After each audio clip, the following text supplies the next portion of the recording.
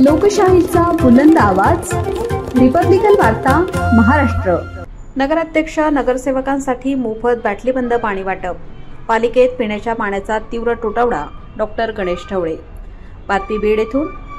बीड नगरपालिका निवडणुकीचा बिगुल वाजताच नगराध्यक्ष आणि नगरसेवक पदासाठी अर्ज भरण्यासाठी इच्छुकांची मोठी गर्दी पालिकेत उसळली आहे। मात्र अर्जदार, समर्थक तसेच निवडणूक कर्मचाऱ्यांनाच पिण्याच्या पाण्यासाठी अक्षरशः भटकंती करावी लागत असल्याने गंभीर प्रश्न निर्माण झाला आहे।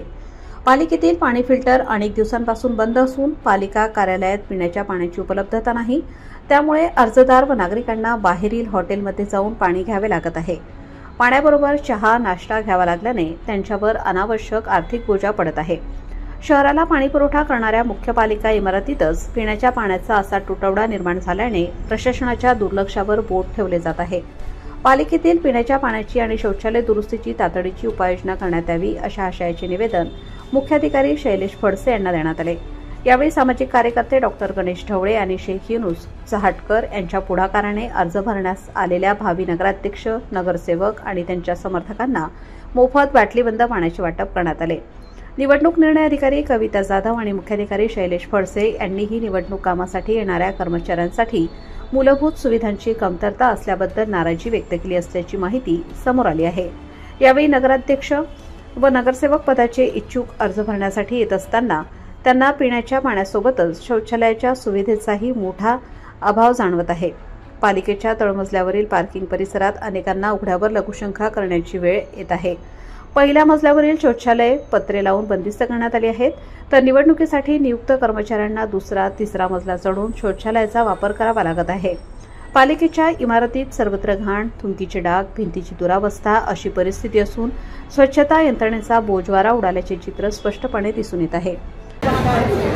आमचा मुद्दा असा आहे की नगर परिषद कार्यालयामध्ये भावी नगराध्यक्ष, नगरसेवक हे फॉर्म भरण्यासाठी येतात, त्यांचे समर्थक येतात, परंतु या ठिकाणी निवडणूक निर्णय अधिकारी आणि मुख्याधिकारी यांनी या लोकांचे पिण्याच्या पाणी सोय करायला पाहिजे। मात्र या ठिकाणी जे फिल्टर आहे ते कित्येक दिवसापासून बंद आहे। नियमानं जर पाहिलं तर मुख्याधिकारी आणि निवडणूक निर्णय अधिकारी यांनी या लोकांची पाण्याची व्यवस्था करायला पाहिजे, प्यायची ते करत नाही। त्याचा निषेध म्हणून आम्ही या ठिकाणचे लोक येणार आहेत आणि जे भावी आहेत या ठिकाणी तुम्हाला एक जाणीव व्हावं, तुम्ही जेव्हा निवडून येतात या ठिकाणी तेव्हा बीड शहराच्या लोकांना तुम्ही पाणी पाजसाल, कारण की ह्या नगर परिषद कार्यालयाची जबाबदारी अशी आहे संपूर्ण बीड शहराला पाणी पाजण्याची जबाबदारी त्यांची आहे। मात्र जर या नगर परिषद कार्यालयामध्ये येणाऱ्या लोकांना किंवा भावी नगराध्यक्ष असतील, नगरसेवक असतील किंवा हे निवडणूक निर्णय कामानिमित्त जे कर्मचारी येतात त्यांना जर प्यायला पाण्याची व्यवस्था नसेल तर हे प्रशासन किती गंभीर आहे।